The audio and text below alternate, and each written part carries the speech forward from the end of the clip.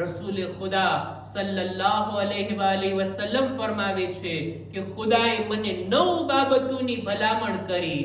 સૌથી પહેલું ઇખલાસની રિઆયત, એકાંતમાં અને જાહેરમાં મારા દિલમાં, મારા અમલમાં ખુલૂસ જળવાઈ રહે.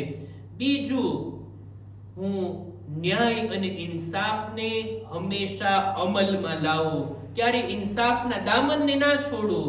હું રાજી હોઉં કે નારાજ હોઉં, દરેક હાલતની અંદર અદલ ઇન્સાફથી પેશ આવું.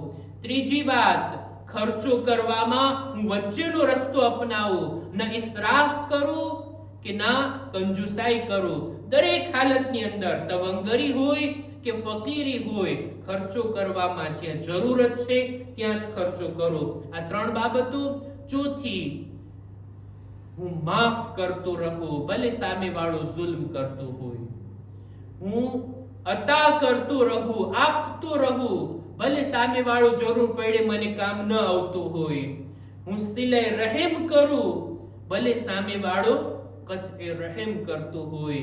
અને 7મી વાત, વઅન યકુના સમતી ફિકરા, જ્યારે હું ચૂપ રહું ને ત્યારે ફિક્ર કરવાની હાલતમાં મશગુલ થઈ જાઉં.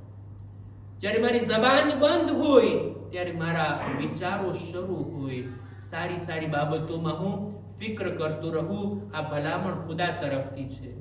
વઅન યકુના મંતિકી ઝિકરા, અને જ્યારે પણ જબાન ખોલું ને, જ્યારે પણ વાતો કરું ને, તો મારી વાતો એ લાયક હોય કે એની ગણતરી ઝિક્રમાં થાય, ખુદાની યાદ હોય એવા શબ્દો મારી જબાનથી અદા થાય. અને છેલ્લી વાત, વઅન યકુના નવરી ઇબરા, મારી નજર જે ચીજ ઉપર, જે વાકયા ઉપર, જે બનાવ ઉપર મારી નજર પડે ને એનાથી હું કંઈક શીખું, હું ઇબરત મેળવું, હું સબક હાસિલ કરું.